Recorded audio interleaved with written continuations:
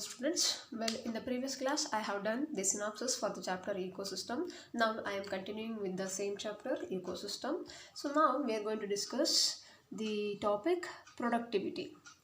So, what is the productivity? Already you heard the term productivity. I told you there are four basic functional components in any ecosystem. The four functional components are said to be the productivity, decomposition, energy flow and nutrient cycling are the four important functional concepts of the ecosystem. So in that the first one is said to be the productivity. So what is productivity? See, in any ecosystem, a constant input of solar energy. This solar energy is very essential and it is the basic requirement for any ecosystem to function and sustain. I have given so many examples like a forest ecosystem, desert ecosystem. Likewise, for any ecosystem, it may be a desert ecosystem or aquatic ecosystem, anything. So every ecosystem should have the regular or constant input of solar energy.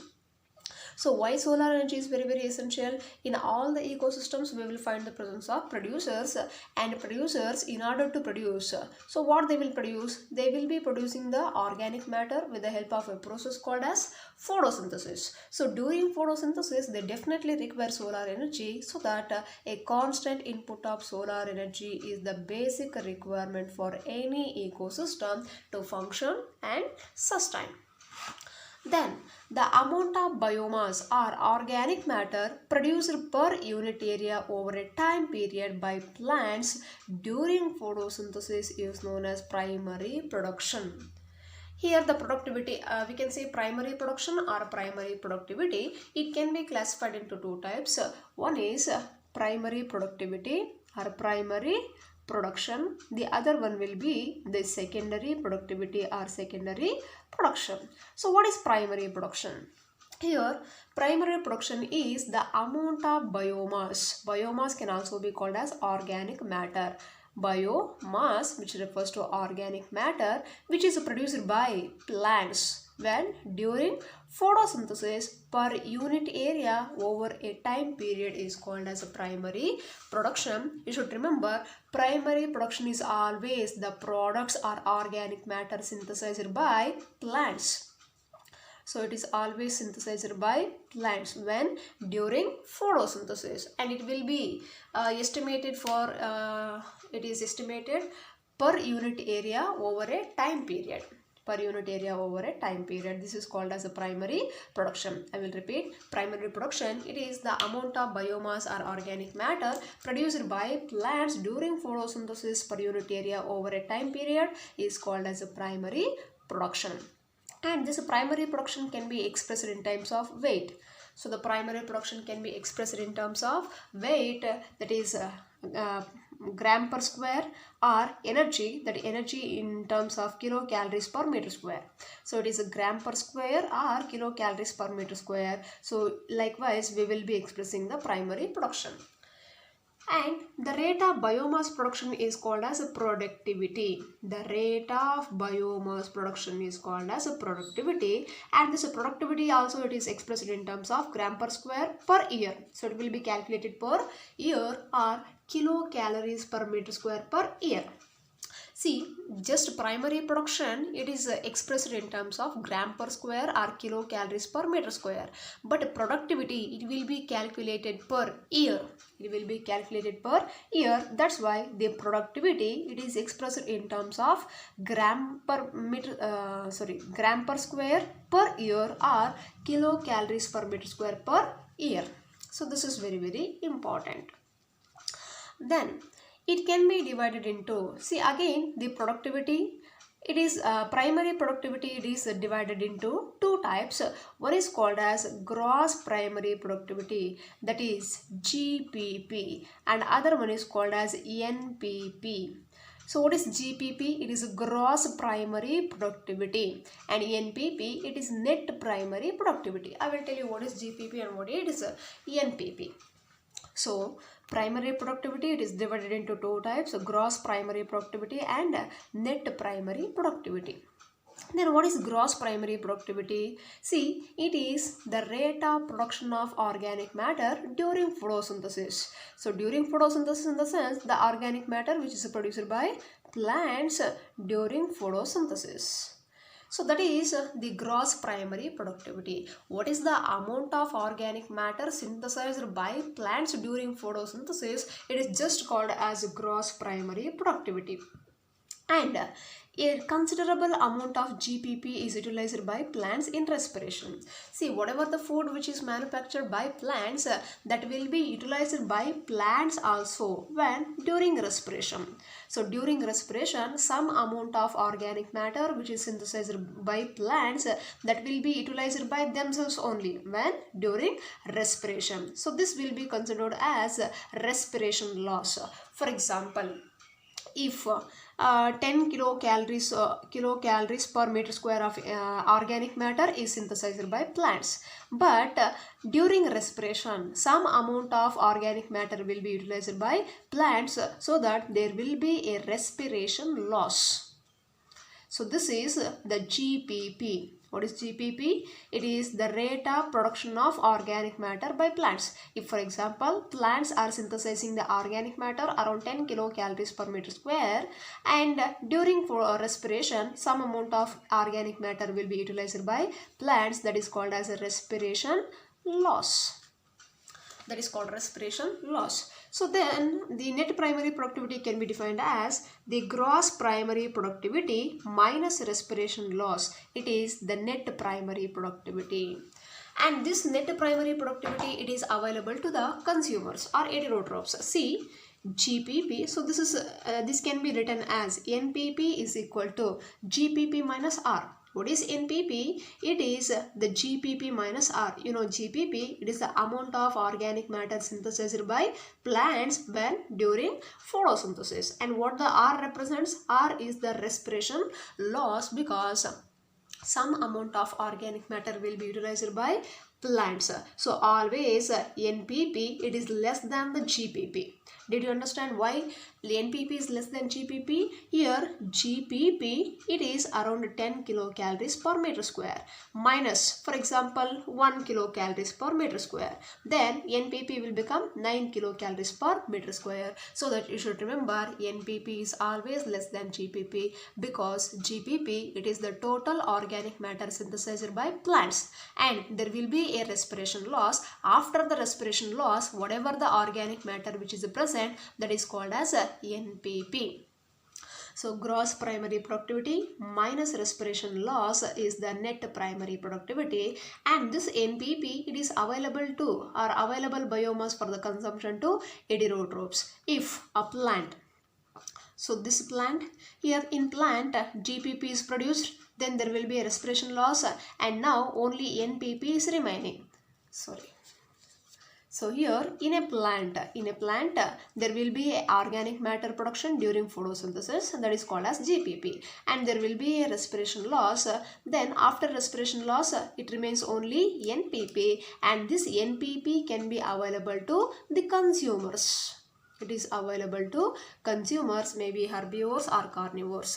So the total amount of organic matter synthesized by plants is GPP minus respiration loss is equal to NPP. So in plants, what the NPP is available, only that will be available to the consumers. But GPP cannot be available to consumers, because always there will be a respiration loss. So that this NPP is available to the consumers. So that is NPP and GPP. These are all very, very important, and you should remember this one. NPP is always is equal to GPP minus R. Then what is secondary productivity? You already know what is primary productivity, and primary productivity is always synthesized by plants. Then what is secondary productivity? It is the rate of formation of new organic matter by consumers.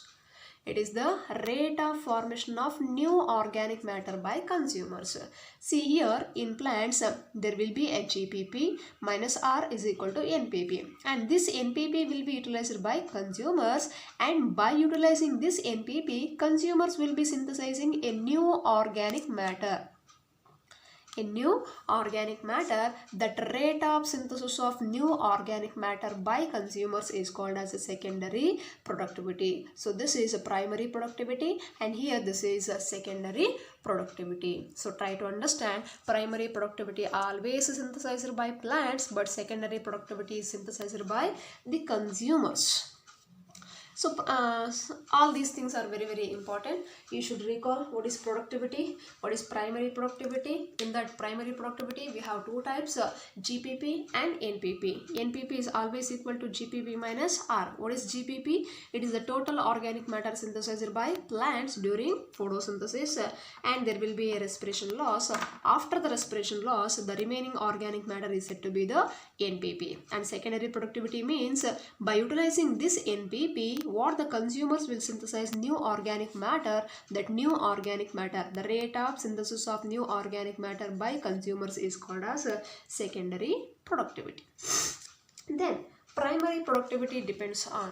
So what is primary productivity? It is the amount of organic matter synthesized by plants, but in order to synthesize the organic matter by plants, it depends upon certain factors. So primary productivity depends upon certain factors.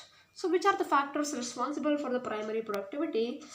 In that, the first one, the plant species inhabiting a particular area. So the number or different varieties of species which are present in a particular area, or which will be accumulating in the particular area, that matters. Because if the number of plant species are more in a given area, the primary productivity will be more. If the number of plant species are less, then the primary productivity is also less. The next one, environmental factors. So environmental factors are also responsible for the primary productivity. It may be depending upon the temperature, pH, water, etc. So all those environmental factors are also very, very important. Then the availability of nutrients. So here when we come across the environmental factors, see environmental factors, among that the solar radiation, that is very, very important. Solar radiations, that is one major important environmental factor. Even as I said, it is a temperature, moisture, etc. are the environmental factors which will affect the primary productivity. Then availability of nutrients. So the nutrients are also very, very essential for the photosynthesis or for the synthesis of organic matter in plants, because the plants obtain nutrients from the soil. Plants obtain nutrients from the soil. If the nutrients are available to plants, the plant growth and development will be good, and at that time we can expect the high primary productivity. If in case the availability of nutrients is less, for example, in certain conditions the nitrogen deficiency will be there or phosphorus deficiency will be there, at that time the primary productivity will be affected. So that the availability of nutrients is also very, very important. Then photosynthetic capacity of plants. Photosynthetic capacity or photosynthetic efficiency of plants. So in plants, what is the photosynthetic capacity? Like for example, in case of C3 plants, C4 plants, you all studied in the photosynthesis chapter. Even that photosynthetic capacity of plants also matters for the primary productivity. Then therefore, it varies in different types of ecosystem. See, all these factors are the primary productivity. We cannot say that it is static in all ecosystems. This primary productivity, it greatly varies in different types of ecosystem. See, in desert ecosystem, there will be a different primary productivity. In aquatic pond ecosystem, there will be a different primary productivity. So it varies in different ecosystems. Then the annual net primary productivity, see, it is calculated per year. So the annual net primary productivity of the whole biosphere, the entire biosphere, it is calculated among the entire biosphere. So the annual net primary productivity of the whole biosphere is approximately 170 billion tons of dry weight. So this can be asked in your NEET examination. Try to remember the net primary productivity. The NPP of entire biosphere is approximately 170 billion tons of dry weight of organic matter. So we are calculating organic matter. Of this, despite occupying about 70% of the surface, the productivity of the oceans is only 55 billion tons, which means See, the oceans will occupy around 70% of the Earth's surface. Even though they occupy 70% of the Earth's surface, the oceans only, the primary productivity of the ocean is only just 55 billion tons. See, here the entire biosphere which includes different ecosystems, the net primary productivity of the whole biosphere is approximately 170 billion tons. But here the oceans will occupy 70% of the 70% of the Earth's surface, but even though they occupy 70%, the net primary productivity of the oceans is only just 55 billion tons, and rest of course is on the land, which means the NPP of land, it is 170 minus 55, it is 115 billion tons. The NPP of land, it is 115 billion tons, and the NPP of oceans, it is 55 billions. All biosphere, in the sense the land as well as oceans, everything will be considered into account. So land along with oceans, that is 55 plus 115, it becomes 170 billion tons. So all these are related to productivity. So all these are very, very important. So next we are moving on to decomposition. So the next factor, the next functional component of the ecosystem, that is called as decomposition. It is decomposition. Then what is a decomposition? It is the breakdown of complex organic matter by decomposers into inorganic substances like carbon dioxide, water and nutrients is called as decomposition. So what is decomposition? It is the breakdown of complex organic matter by decomposers. So these decomposers may be saprophytic fungi or saprophytic bacteria, etc. So these decomposers will break down the complex organic matter into simpler inorganic substances such as carbon dioxide, water and nutrients is called as a decomposition. And it is largely an oxygen requiring process. So decomposition, it is largely an oxygen requiring process. It generally requires oxygen. And here detritus. So this detritus, which is the dead plant remains such as leaves, bark, flowers and dead remains of animals including fecal matter, it is the raw material for decomposition. See, in order to undergo decomposition, there must be the presence of the dead organic matter. So that dead organic matter is only called as detritus.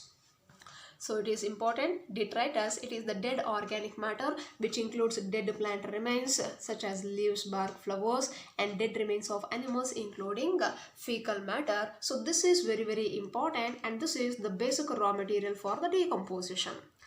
And this decomposition will be carried out with the help of the decomposers are also called as detrivores. Decomposers are also called as detrivores. They mainly take part in the decomposition process, that is breakdown of complex organic matter into simpler inorganic substances like carbon dioxide, water and nutrients. So here steps involved in decomposition process. There are different steps involved in decomposition process. We'll see the steps. See that first one, fragmentation. So step by step the decomposition will be done with the help of decomposers. In that the first step is called as fragmentation. The first step is called as fragmentation. So what is fragmentation? You already heard about fragmentation. It is the formation of fragments. We'll see this one. It is the breakdown of detritus. What is detritus? It is the dead organic matter. So breakdown of detritus into smaller particles by detrivores. So what are detrivores? These are the decomposers. Here we have given one example, that is earthworm. If for example a leaf which is fallen from the plant, so now this leaf, the fallen leaves are the remains which are present on the earth surface. Now this leaf is the detritus which will be undergoing a decomposition with the help of detrivores such as earthworm. So with the help of this earthworm, this leaf will be broken down into fragments. It is broken down into fragments, that is called as a fragmentation. What is fragmentation? The breakdown of detritus into smaller particles by detrivores is called as fragmentation. And the next step, here they have given leaching. Actually, before leaching, we should go for catabolism. So catabolism, it is the second one. So catabolism, what is catabolism? It is the degradation of detritus. Again, you know detritus, it is a dead organic matter. Degradation of detritus into simpler inorganic substances by bacterial or fungal enzymes. So here in the first step fragmentation, some detrivores such as earthworm or some other organisms are involved in breakdown of the detritus. But in the catabolism process, it is the degradation of detritus with the help of bacterial or fungal enzymes. Here, the microorganisms will play a very important role in degrading the detritus, and the fragmentation, leaching and catabolism operate simultaneously on the detritus. So first we will see catabolism, leaching, then we will go to this sentence. So what I said, this catabolism, it is always the bacterial or fungal enzyme mediated process, because here the bacterial and fungal enzymes take part in degradation of the detritus into simpler inorganic substances. Then the third one, it is leaching. So what is leaching? By this process, water soluble inorganic nutrients go down into the soil horizon and get precipitated as unavailable salts. So here in the leaching process, whatever the inorganic nutrients, inorganic substances released by the bacterial and fungal enzymes, with the help of bacterial and fungal enzymes, the degradation of detritus takes place and they liberate simpler inorganic substances. And these simpler inorganic nutrients, these are water soluble inorganic nutrients, and these water soluble inorganic nutrients, they go deep in the earth's soil horizon. If the plants are here or the detritus is here, whatever the nutrients which are released, that will go in the soil origin. They will go deeper into the soil, that is, they will be accumulated in the soil horizon, and there they get accumulated or they get precipitated as unavailable salts. If the nutrients which are water soluble nutrients, inorganic nutrients, when they reach the soil horizon, there they will get precipitated and as unavailable salts. They cannot be available in the form of salts when they go into the soil horizon. That is called as leaching. And next one, humification. So next step is called as humification. So what is humification? It is the accumulation of humus. So what is humus? A dark amorphous substance. Dark amorphous substance, accumulation of humus. You may have seen in case of some nurseries, when you buy some certain plants from the nursery, they will be adding some dark amorphous substance. If you get some plants from the nursery, see for example, ನೋಡಿ ನೀವು ಈಗ ನರ್ಸರಿಯಿಂದ tomato ಪ್ಲಾಂಟ್ಸ್ನ ತೊಗೊಂಡು ಬರ್ತೀರಾ ಅಂತಂದರೆ ಆ ಟ್ರೇಸಲ್ಲಿ ಒಂದು dark colour amorphous ಸಬ್ಸ್ಟೆನ್ಸ್ನ ಹಾಕಿರ್ತಾರೆ, that is called as humus. So this humus is very very essential for the plant growth and development. So accumulation of humus, that is a dark amorphous substance. You may get a question for 1 mark. What is humus? It is a dark amorphous substance in the soil. And humus is resistant to microbial action and so decomposes very slowly. So this humus is resistant, so it will be resistance against the microbial action. Usually the microbes cannot affect the plant when the humus content is there for the plant, and decomposes very slowly. So humification, during humification, so the decomposition is very slow. And being colloidal in nature, it serves as a reservoir of nutrients. So it is usually a reservoir of nutrients. When you see that humus, you will come to know so how the humus will be very very essential, and it is a reservoir of nutrients. So this accumulation of humus in the soil, it is called as humification. And next last step, that is called as mineralization. Mineralization. So what is mineralization? It is the release of inorganic nutrients due to the degradation of humus degradation of humus by some microbes. When certain microbes are involved in the degradation of humus or degradation of the dead material, at that time some inorganic nutrients are released, that is called as mineralization. So during mineralization, the inorganic nutrients are released into the soil, so that is called as mineralization. So these steps are very important. So this question you can expect for 5 marks. So what is decomposition? Explain the steps of decomposition. It is very important for 5 marks. Then factors influencing decomposition. As we studied the factors influencing primary productivity, here also we have certain factors which influence the decomposition. See that the first one, chemical composition of detritus. So this is very important. Decomposition rate is slower if detritus is rich in lignin and chitin. You studied the the wall materials, the primary wall material, secondary wall material. So in the cell wall material, you may be studied the cellulose, lignin, chitin, suberin, etc. If the detritus, if the dead matter containing the materials such as lignin and chitin, the rate of decomposition is very slow. And when it is quicker, when the rate of decomposition is quicker, if the detritus is rich in nitrogen and water soluble substances like sugars.